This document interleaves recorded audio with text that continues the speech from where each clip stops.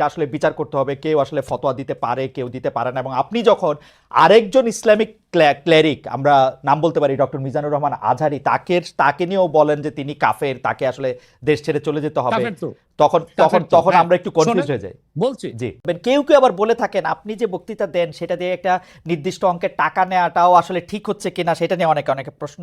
অনেকে, গোস্তাকি মাফ করবেন, অনেকে আপনাকে হেলিকপ্টার হুজুর বলেন, কারণ আপনি বিভিন্ন জায়গায় হেলিকপ্টারে যেতে পছন্দ করেন। না, কনফিউজ হবেন কেন? আপনি যার কথা বলেছেন সে কি বলেছিল আপনি দেখেছেন তার বক্তব্যগুলো? আমি দেখেছি, কিন্তু তার শোনেন শোনেন কথা শোনেন। জি, তাকে বলুন, সে তো আমার ছাত্র, তাকে জিজ্ঞেস করুন। 2007 সালে সে আমার থেকে সবক নিয়েছে দারুন রাজাত মাদ্রাসায়। আমি তার টিচার, আমি তার শিক্ষক, এবং তার শিক্ষকরাও আমাকে শিক্ষক মানে। অতএব সে যদি, দেখুন আপনাকে পিছন থেকেই বলতে হচ্ছে, আপনি সময় দিতে হবে আমাকে। আপনি কিন্তু বসে আছেন একা, আমার কিন্তু কয়েক হাজার লোক বসে আছে আমার অপেক্ষায়, একটা শিডিউল প্রোগ্রাম আমি রেখে বসেছি আপনার এখানে। যেহেতু আপনার মাধ্যমে আমার মেসেজটা আমি অনেকের কাছে পৌঁছাতে পারবো। আপনি যে ব্যক্তির নাম নিয়েছেন, তাকে আপনি কি দিয়ে তাকে স্কলার বলবেন? লক্ষ লক্ষ লোক হলে স্কলার হয়? এটা কোনো কথা নয়।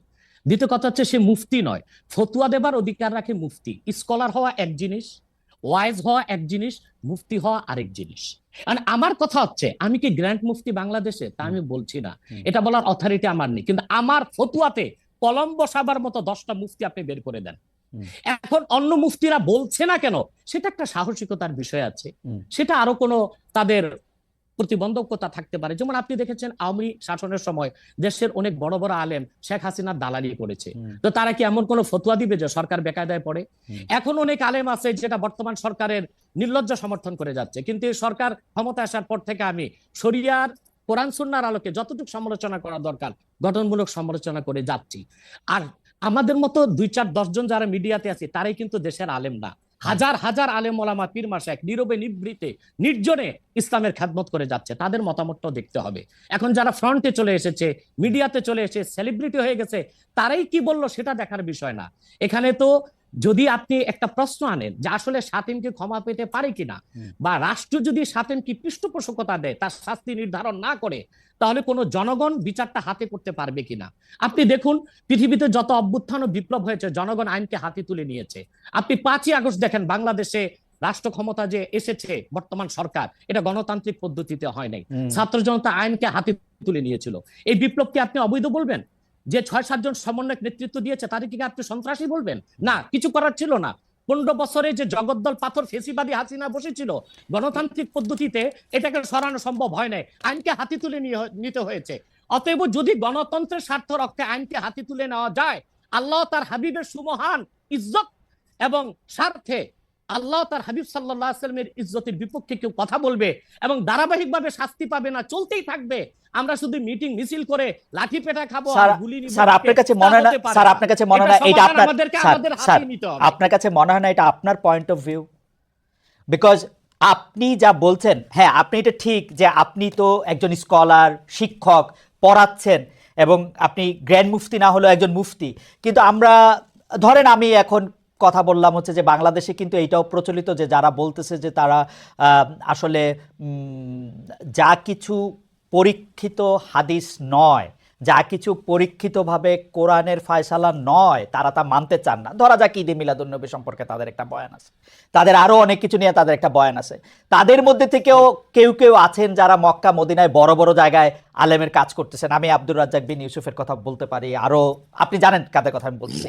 তাদের কেউ কেউ মনে করেন আপনার পথ তো আসলে ঠিক না। 1, 2 হচ্ছে আপনি যার কথা যেভাবে বলতেছেন যে ধরেন মিজানুর রহমান আজহারি কি আসলে একজন স্কলার কিনা। এখন কেউ কেউ তো এই প্রশ্ন তুলেছেন যে জনাব এনায়েতুল্লাহ আব্বাসীও যথেষ্ট পরিমাণে এই জায়গায় আছেন কিনা। সেই জন্য আমি জানতে চাইতেছিলাম যে আপনি যখন আইন হাতে তুলে নেওয়ার কথা বলেন স্যার, সেইটা কি আপনি কিভাবে তার যোগ্য, এবং আপনি ছাড়া আর কে আছেন এটার মধ্যে যোগ্যতার জায়গায় আর কি? আমি এখন বলছি, আমি মনে করি আমি গ্র্যান্ড মুফতি বাংলাদেশের। আচ্ছা, আপনি মনে করছেন আপনি গ্র্যান্ড মুফতি? ওকে, এবং এটা আমি চ্যালেঞ্জে। ওকে ওকে, আমার ফতুয়ার বিপক্ষে আমি, শোনেন, আমার ফতুয়ার বিপক্ষে যে যাচ্ছে তাকে আমার সাথে বসান, আপনার প্ল্যাটফর্মে বসান। 1, দ্বিতীয় কথা হচ্ছে দ্বিতীয় কথা হচ্ছে ঈদে মিলাদুন্নবী নিয়ে যে আপনি প্রশ্ন করেছেন, ঈদে মিলাদুন্নবী সাল্লাল্লাহু আলাইহি ওয়াসাল্লাম নিয়ে অনেক ডিবেট হয়েছে এবং ঈদে মিলাদুন্নবীর পক্ষে যারা, তারাই বিজয়ী হয়েছে। আর বাংলাদেশে ওলামায়ে দেওবন্দের একটা বিরাট অংশ যারা মূল ধারার, তারা কিন্তু ঈদে মিলাদুন্নবী নিয়ে কখনো বিরোধিতা করে না। কিছুমাত্র স্কলার আছেন যারা কোনোভাবে পার্সেজ হয়ে আছেন, তারাই ঈদে মিলাদুন্নবীর বিরোধিতা করে। আমরা বলি মিলাদ যার সিরাত নার তার, মিলাদুন নবী সাল্লাল্লাহু আলাইহি ওয়াসাল্লাম ব্যানারও মাহফিল হতে পারে, সিরাতুন নবী সাল্লাল্লাহু আলাইহি ওয়াসাল্লাম ব্যানারও মাহফিল হতে পারে। এবং আপনি শুনেছেন আজকে 4 বছর যাবত সৌদি সরকার উচ্চ ওলামা পরিষদ ফতোয়া দিয়েছে যে ঈদে মিলাদুন্নবী উপলক্ষে মাহফিল সৌদি আরবে হবে এবং 12 রবিউল আউয়াল তারা রাষ্ট্রীয় ছুটি ঘোষণা করে রেখেছে। এবং বাংলাদেশে বর্তমান সরকারও যথেষ্ট আলেম ওলামা আছেন যারা কওমি ঘরানার এবং দেওবন্দ ঘরানার, যাদেরকে আমরা আহলে হক মনে করে থাকি। এবং আমরা মনে করি জৌনপুর, ফুরফুরা, সারসিনা, আহলে সুন্নাত, আহলে হক একই ধারাতেই চলে আসছে। তারাও কিন্তু ইসলামিক ফাউন্ডেশনের দায়িত্বে আছে এবং তারা কিন্তু এবারও ঈদে মিলাদুন্নবী ব্যানারে প্রোগ্রাম করেছে এবং আমি সেখানে অংশগ্রহণ করেছিলাম একদিন। অতএব বিচ্ছিন্নভাবে কে কি ঈদে মিলাদুন্নবীর বিরোধিতা করলো, আব্দুর রাজ্জাক সাহেবের নাম বলেছেন, ওনাকেই বসান আমার সাথে কথা বলি, সংলাপ হতে তো কোনো দোষ নাই। ওকে, বা আপনি আরো যাদের কথা বলেছেন তাদেরকে বসান আমাদের সাথে। আচ্ছা, আমার এখানে একটা সম্পূরক জাস্ট প্রশ্ন আছে আইনের ব্যাপারে। যেহেতু তেহরিকে খতমে নবুয়তের শাখা যুক্তরাজ্যেও আছে, এখানেও আছে, আপনি একইভাবে এই কথা বা ভারতের পশ্চিমবঙ্গের কথা বলেছেন, এইখানে যেটা বলছেন সেটা কি যুক্তরাজ্য এবং ভারতের পশ্চিমবঙ্গের জন্য প্রযোজ্য? যুক্তরাজ্যেও যদি কেউ এই ধরনের কথা বলে তাকেও কি আপনি এরকম একটা কথা বলবেন বা বলতে পারবেন? জি জি বলবো। আমি যুক্তরাজ্যে যে সাফার করে এসেছি সেটা শোনেন আগে। 2 বছর আগে আমি যুক্তরাজ্যে গিয়েছিলাম। আমার 7টা প্রোগ্রাম ছিল। 4টা প্রোগ্রাম করতে পেরেছি, 3টা প্রোগ্রাম আমি করতে পারিনি। এবং সেখানে আমার বিরোধিতা করেছিল নাইজেল ফারাজ। আপনি জানেন তাকে, সিএনএন নিউজ প্রেজেন্টার, এবং সে ব্রেক্সিট আন্দোলনের হোতা ছিল এবং সে ব্রিটিশ পার্লামেন্টে মেম্বার ছিল। আমার যেদিন সেন্ট্রাল লন্ডনে প্রোগ্রাম ছিল, নাইজেল ফারাজ লং মার্চের ঘোষণা দিয়েছিল এবং আমি সেখানে যেতে পারিনি। কেন? নাইজেল ফারাজ 23টা প্রতিবেদন করেছিল আমার বিপক্ষে। তার মধ্যে উল্লেখযোগ্য ছিল যে আমি মুরতাদের শাস্তি মৃত্যুদণ্ড চাই। বাট ব্রিটিশ পুলিশ আমাকে অ্যারেস্ট করেনি এবং ব্রিটিশ পুলিশ আমাকে শুধু প্রোগ্রাম করতে দেয়নি সহিংসতা বেশের জন্য। কিন্তু আমি রানীকে গালি দিয়েছি, সেটাও সেখানে তুলে ধরা হয়েছে। আমি রানীকে গালি দেওয়া যায় ইংল্যান্ডে? হ্যাঁ, মুরতাদের শাস্তি মৃত্যুদণ্ড চেয়েছি, সেইটা 23টা প্রতিবেদন করে আমার এই বক্তব্য ফতোয়াগুলো সেখানে লন্ডনে দেখানো হয়েছে। আমি বাংলাদেশে যে চরিত্র, লন্ডনে সেই চরিত্র, পশ্চিম বাংলায় সেই চরিত্র। ওকে, আমি এবার একটু, আপনি যেহেতু মুফতি এবং নিজেকে পরিচয় দিলেন গ্র্যান্ড মুফতি, আমি একটা বিষয় একটু মনে করি আপনাকে একটা বিষয় একটু আপনার দৃষ্টি আকর্ষণ করতে চাই। সেটি হচ্ছে যে আপনি মানে আপনার কাছ থেকে বুঝে নিতে চাই স্যার, যে যদিও আপনি আসলেই আমার চেয়ে বয়সে ছোট, কিন্তু আসলে বিদ্যায়, বুদ্ধিতে, শিক্ষায়, অনেক কিছুতে, মানে জ্ঞানে আপনি আমার চেয়ে বড় বলে আপনাকে স্যার সম্বোধন করছি আমি। না, আপনি বলেছেন যে মসজিদে গিয়ে নারীদের জন্য বা মহিলাদের জন্য জামাতে নামাজ আদায় করা মাকরু। কিন্তু আমি আপনার এই বক্তব্যটার পরিপ্রেক্ষিতে আমি দেখতে পাচ্ছি যে এটা তো বরং মাকরু নয়, কেউ কেউ এটাকে মুস্তাহাব বা এনকারেজ বলতে চান। অনেকে উদাহরণ দিচ্ছেন আয়েশা, যিনি প্রফেটের স্ত্রী ছিলেন, রাদিয়াল্লাহু আনহা, হ্যাঁ আয়েশা রাদিয়াল্লাহু আনহা, উনি ইমামতি করে মেয়েদের নামাজ পড়িয়েছেন।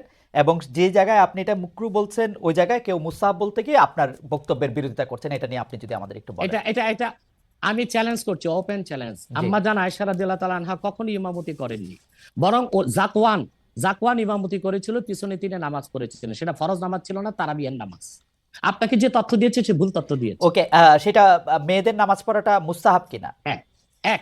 দ্বিতীয় হচ্ছে আল্লাহর হাবিব সাল্লাল্লাহু আলাইহি ওয়াসাল্লামের নূরের জামানায় মসজিদ নববীতে মহিলাদেরকে অ্যালাউ করা হতো, তারা নামাজে আসতেন।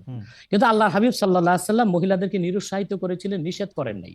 কারণ মহিলাদেরও দিন শেখা বাকি ছিল এবং আল্লাহর হাবিব সাল্লাল্লাহু আলাইহি ওয়াসাল্লামের কাছে ওহী আসতো, সেজন্য মহিলাদের নিষেধ করা হতো না, তারা মসজিদে আসতেন। হযরত ওমর রাদিয়াল্লাহু তাআলা আনহু তার খেলাফতের সময় বলেছেন মহিলাদের জন্য ঘরেই নামাজ পড়াটা উত্তম। তখন প্রচুর পরিমাণ সাহাবী উপস্থিত ছিলেন, তারা হযরত ওমরের এই কাজে কেউ বাধা দেননি। সেজন্য মহিলাদের মসজিদে আসাটা হারাম নয়, মাকরু বলা হয়েছে জামাতে আসা। কারণ আম্মাজান আয়েশা রাদিয়াল্লাহু তাআলা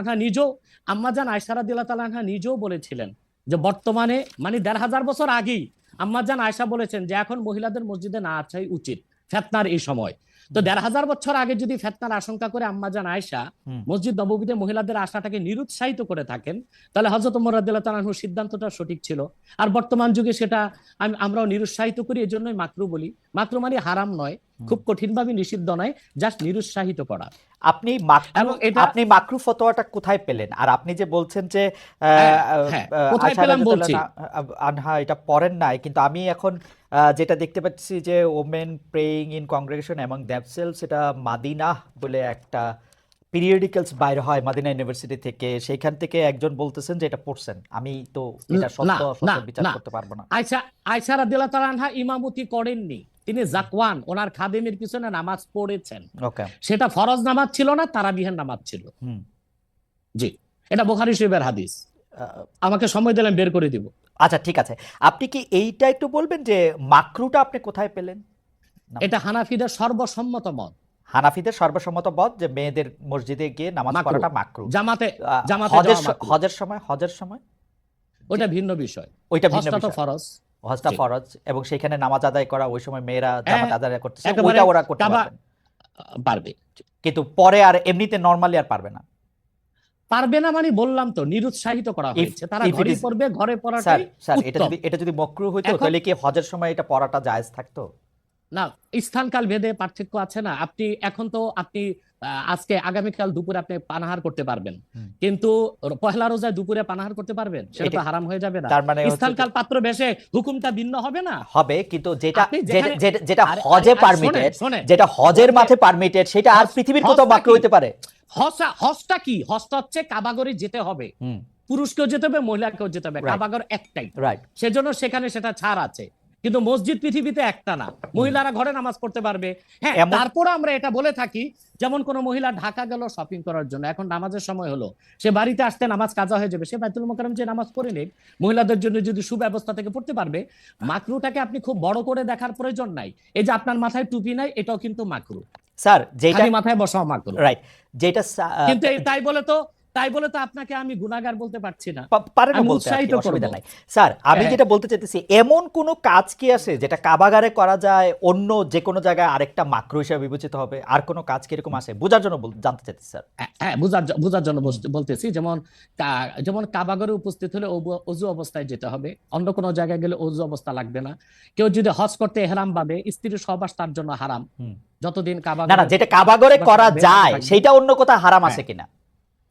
কাবাগর, হ্যাঁ, হারাম আছে। যেমন কাবাগর তোয়াফ করা হচ্ছে ফরজ, হজের একটা ফরজ, কিন্তু পৃথিবীর অন্য কোনো ঘর কোনো জায়গায় তোয়াফ করা যায় না, সেখানে যেটা যে অন্য জায়গায় যায় না। মানে যেহেতু কাবাগর তোয়াফ করা যায়, মানে কাবাগর শুধু তোয়াফের জায়গা, Okay. কাবাগর তোয়াফ করা ফরজ, ওকে, কিন্তু পৃথিবীর অন্য কোনো মসজিদ বা আল্লাহর অলির কোনো কবর বা মাজার তো তোয়াফ করা যাবে না, সেটা তো শিরক। আচ্ছা তাহলে স্থানকাল পাত্র ভেদে এবং সময়ের ভিন্নতার কারণে হুকুম পরিবর্তন হয়। Okay. যেমন আমি আপনাকে একটা উদাহরণ দিয়েছি, আগামীকাল আপনাকে দুপুরে খেতে হবে, সেটা খাওয়া আপনার জন্য সওয়াবের কাজ। আল্লাহ বলেছেন কুলু ওয়াশরাবু, খাও পান করো, কিন্তু ঠিক পহেলা রোজার দিন দুপুরে আপনি খেতে পারবেন না, সেটা হারাম। অথবা মাকরুর বিষয়টাও স্থানকাল পাত্র ভেদে তো পরিবর্তন হবে। লাস্ট কোশ্চেন এই সিরিজে জাস্ট বোঝার জন্য, আমাদের অনেক দর্শক জানাচ্ছেন যে সৌদি আরব সহ ইসলামী বিশ্বের অনেক দুনিয়ায় মেয়েদের জামাতে নামাজ পড়ার ব্যবস্থা মসজিদে আছে, তাহলে সেই ব্যাপারটা কি মাকরু কিনা, এবং তাদের শরিয়া বোর্ড সেইটাকে আসলে পরীক্ষা করছে কিনা? আবার বলেন তো প্রশ্নটা। এমন অনেক মুসলিম দেশ আছে সৌদি আরব সহ, আরব দেশ সহ, যেখানে জামাতে মেয়েদের নামাজ পড়ার ব্যবস্থা আছে। বিশেষ করে রমজানের সময় তো তারাবির নামাজের ক্ষেত্রে মেয়েরা অনেকেই যান। তো সেই ক্ষেত্রে তারা এই মাকরুর ব্যাপারটা অবগত কিনা, তাদের শরিয়া ব্যাপারটার দিকে নজর রাখছে কিনা? আপনি হয়তো বা ভুলে গেছেন আমার উত্তরটা। হানাফি মাযহাব মতে মাকরু। আমরা যেহেতু মাযহাব হানাফি মানি, এই জন্য মাকরু। কিন্তু সৌদি আরবে হানাফি মাযহাব না, হাম্বলি মাযহাব, সেখানে মাকরু না। আচ্ছা, মানে হানাফি মাযহাব মতে মাকরু। ওকে, আমি পরের আপনার বক্তব্যটা নিশ্চয়ই অন্য আলেমরাও শুনেছেন, তারা তাদের মতো করে তারা ব্যাপারটা বিবেচনা করে দেখবেন। আমরা এটা শুনলাম। এইবার নেক্সট প্রসঙ্গে বা প্রশ্নে আসি। আপনাকে নারীদের নামাজের ব্যাপারে একটা হাদিস শোনায় দিচ্ছি। জি, সহিহ মুসলিম, জি, সহিহ মুসলিম, জি, হাদিস নাম্বার 1027। আন আমরাতা বিনতে আব্দুর রহমান أنها أخبرته أن عائشة زوج النبي صلى الله عليه وسلم قالت لو أدرك رسول الله صلى الله عليه وسلم ما أدرك النساء لمنعهن المسجد। পরিষ্কার সহিহ মুসলিমের হাদিস। হযরত আমরা বিনতে আব্দুর রহমান বলেন, রাসূল সাল্লাল্লাহু আলাইহি সাল্লামের সহধর্মিণী আল্লাহর হাবিব সাল্লাল্লাহু আলাইহি ওয়াসাল্লামের স্ত্রী আম্মাজান আয়েশা রাদিয়াল্লাহু তাআলা আনহা, যার কথা বলেছেন তিনি নামাজ পড়েছেন, উনি বলেছেন যে বর্তমানে মহিলাদের এখনকার অবস্থা যদি আল্লাহর হাবিব সাল্লাল্লাহু আলাইহি ওয়াসাল্লাম দেখতেন, তাহলে তাদেরকে মসজিদে আসতে নিষেধ করতেন। সহিহ মুসলিম হাদিস নাম্বার 1027। আপনি সেই স্কলারদেরকে বলেন এই হাদিসটার জবাব আমাকে দিতে। ওকে, তার মানে মানে তার মানে আমি আমি তার আমি মানে আসলে আমি আসলে তার জি মানে আমি শেষ করি জি জি তার মানে হচ্ছে মহিলাদেরকে মাকরু বলার দ্বারা হানাফি মাযহাবে যে নিষেধ করা হয়েছে, কঠিন নিষেধ না, মানে নিরুৎসাহিত করা হয়েছে। ওকে, ঠিক আছে, এটা নিশ্চয়ই এটা নিরুৎসাহিত করা হয়েছে, এটা আপনি বলছেন, নিশ্চয়ই এটা একটা প্রণিধানযোগ্য। আমি এবং আমি দলিল দিয়েছি আমি আমি দলিল দিয়েছি। আমি আমি এই বিষয়ে আর আপনার সাথে পরবর্তী প্রসঙ্গে আসি। সেটা হচ্ছে যে আমরা মানে আপনি এখানে আসবেন, অনেকে অনেক ধরনের মন্তব্য করেন, প্রশ্ন করেন, অনেকের মধ্যে অনেক ধরনের উৎসাহ আছে, অনেক ধরনের জানার বিষয়ও আছে। সেই জন্য আপনি যেটাকে বলছে হচ্ছে যে আপনাকে বলা হচ্ছে যে একজন পেশাদার বক্তা, যখন আপনি যেহেতু আপনি বক্তৃতা দিয়ে টাকা নিয়ে থাকেন, এইটা আপনি ঘন্টায় কত টাকা নেন সেটা নিয়েও মানুষের মধ্যে উৎসাহ আছে। এই ধরনের বিষয় নিয়ে আপনি কি বলবেন? কেউ কেউ আবার বলে থাকেন আপনি যে বক্তৃতা দেন সেটা দিয়ে একটা নির্দিষ্ট অঙ্কের টাকা নেওয়াটাও আসলে ঠিক হচ্ছে কিনা সেটা নিয়ে অনেকে অনেকে প্রশ্ন। অনেকে, গোস্তাকে মাফ করবেন, অনেকে আপনাকে হেলিকপ্টার হুজুর বলেন, কারণ আপনি বিভিন্ন জায়গায় হেলিকপ্টারে যেতে পছন্দ করেন। এই ধরনের নিউজ, এই ধরনের আলোচনা আপনি আসলে কিভাবে নিয়ে থাকেন?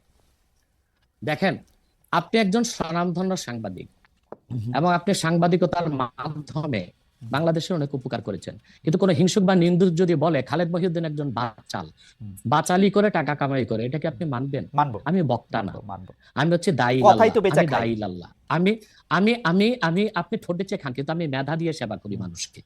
আমি বক্তা নই। আমার পরিচয় হচ্ছে, দেখুন আমাদের একটা ইতিহাস আছে, আমি পেশাদার কোনো বক্তা নই, আমি হচ্ছে দায়ী আল্লাহ। আল্লাহর দিনের দাওয়াত মানুষের কাছে পৌঁছে দিই। এখন আসে টাকার বিষয়।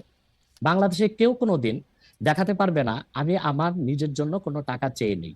যদি আমি কোনো প্রোগ্রামে কন্ট্যাক্ট করে টাকা নিতাম তো সর্বনিম্ন 3 লাখ টাকা রেট রাখতাম, কিন্তু কখনো কখনো আমাকে তারা খুশি হয়ে যা দেয় সেটা আমি নিয়ে থাকি। দ্বিতীয় হচ্ছে হেলিকপ্টার প্রসঙ্গ, এটা হচ্ছে আমার অত্যন্ত প্রয়োজন। হেলিকপ্টারটা আমার চেয়ে বেশি বাংলাদেশে শেখ হাসিনা ব্যবহার করেন, এটা আমি অহংকার করে বলছি না, আল্লাহ তাআলার শুকরিয়া আদায় করছি। এবং বাংলাদেশে অনেক বক্তা বা স্কলার এক সময় আমার বিরোধিতা করেছে, আমি হেলিকপ্টার কেন চলি, হেলিকপ্টারে কেন যাই। বাংলাদেশে 2014 সাল থেকে ব্যাপকভাবে আমি হেলিকপ্টারে যাচ্ছি। এখন অনেক বক্তা, স্কলার বা স্ক্রু ড্রাইভার যাই বলেন, তারা হেলিকপ্টার ব্যবহার করছে, এখন আর সমস্যা হচ্ছে না। আমারটাই আর কি সমস্যা ছিল। হেলিকপ্টারটা কেন ব্যবহার করি, আপনাকে একটা সহজ উদাহরণ দিচ্ছি। গত পরশুদিন আমার একটা প্রোগ্রাম ছিল মেঘনাতে, দিনে বাদে জোহর, আর রাতে আমার প্রোগ্রাম ছিল রংপুর হারাগাছ, সেটা মিডিয়াতে ব্যাপক প্রচার হয়েছে। পরের দিন আমার প্রোগ্রাম ছিল কালকে লোহাগাড়া, এই চট্টগ্রাম সাতকানিয়ায়। এখন আমি হেলিকপ্টার ব্যবহার না করে দিন ও রাতে 3টা প্রোগ্রাম করা কি আদৌ সম্ভব? না, সম্ভব না। যেখানে আমার বাড়ি আব্বাসী মঞ্জিল থেকে চিটাং রোড যেতে 1.5 ঘন্টা লাগে। তা আমি কিভাবে মেঘনার প্রোগ্রামটা দিনে করে রাতে হারাগাছ করে পরের দিন চট্টগ্রাম যাই? আমাকে এটা অনিবার্য কারণে হেলিকপ্টার ব্যবহার করতে হচ্ছে, এবং সেটা জনগণই দেখে। এর জন্য তো আমাকে হেলিকপ্টার হুজুর বলতে পারে না। এখন যে হুজুর নৌকায় চড়ে মাহফিল করতে যায় তাকে কি নৌকা হুজুর বলবেন? বা যিনি প্রাইভেট কারে প্রোগ্রাম করতে যায় তাকে কি বলবেন? ট্যাক্সি হুজুর? এগুলো হচ্ছে আমি গাড়িও ব্যবহার করি যখন যেটা লাগে। আমি এখন প্যারাডো ইউজ করতেছি, এটা 3 কোটি টাকা। আমি ভিএট ইউজ করি 8 কোটি টাকা। আমি হেলিকপ্টার ইউজ করি, এটা 14 কোটি টাকা। এখন আমি নৌকাতেও যাই, যেখানে যেভাবে আমার সুবিধা তখন সেভাবে সেখানে আমি